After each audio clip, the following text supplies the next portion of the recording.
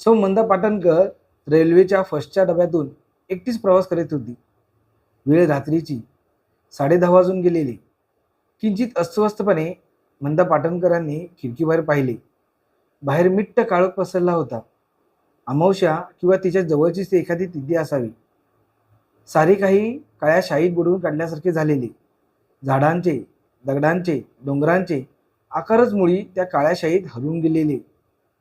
फक्त गाडीच्या शेजारूनच प्रकाशाचे पट्टे गाडीच्या सोबत चाललेले.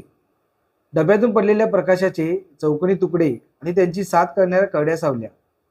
सगळे किर वाटेल इतकी शांतता. फक्त गाडीचा धडाधड धडाधड असा एकच तालावरचा आवाज.